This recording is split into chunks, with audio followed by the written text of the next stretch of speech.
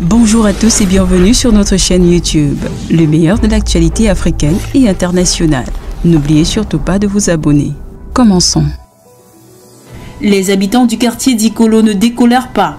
Ils ont été violemment déguerpis de leur habitation après avoir assisté impuissants au spectacle de démolition de leur logement au quartier d'Ikolo, touchant à peu près 70 foyers selon eux.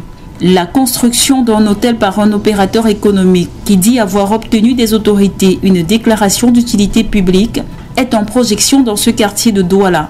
Les autochtones blessés entendent poursuivre leur combat.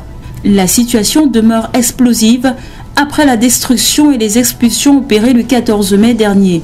Ces fils et filles du canton Bel ont vu leur quartier rasé. Il s'agit des terres ancestrales occupées par cette communauté depuis plus de 300 ans. Face à la presse le 25 mai 2022 dans la capitale économique, les victimes ont apporté des éléments précis sur ce qu'elles qualifient d'escroquerie foncière, couverte par l'administration camerounaise qui s'est fait duper par certains véreux qui veulent l'entraîner dans une voie qui a pour conséquence de paupériser les personnes concernées par les expulsions opérées, de provoquer des tensions sociales et de mettre à mal le vivre ensemble. Faisant référence à la localisation du titre foncier 750, objet d'expropriation et compte tenu de la déclaration d'utilité publique signée par le Premier ministre chef du gouvernement le 9 janvier 2022, les victimes précisent que le quartier d'Ikolo est différent du quartier Beseke à Bali. Par conséquent, ne font pas partie de ce titre foncier. Les victimes soulignent également que dans les listes d'indemnisation, il ne figure aucun nom des familles autochtones.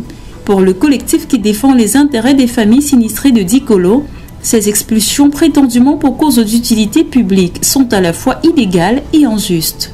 Jeanne Sonnet-Ekolo, juriste de profession, explique que sur la présence des différents documents qui ont été signés par l'administration, l'on relève des éléments de fraude. C'est donc de là que vient l'inégalité, dit-elle.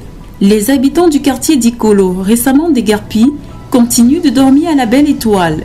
Au regard des éléments relevés, les victimes réclament réparation de préjudice par la rétrocession de leurs terres. Confie Patrick Noudissabel, représentant des victimes, qui le dit en ces termes.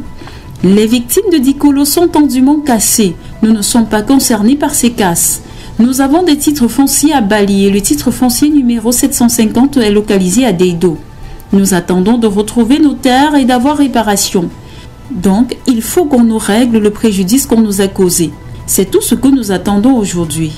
Après plusieurs recours auprès du gouvernement sans suite favorable, la communauté Bel compte porter son cri de détresse devant les juridictions internationales, car elle compte se battre pour récupérer ce qui constitue son patrimoine ancestral.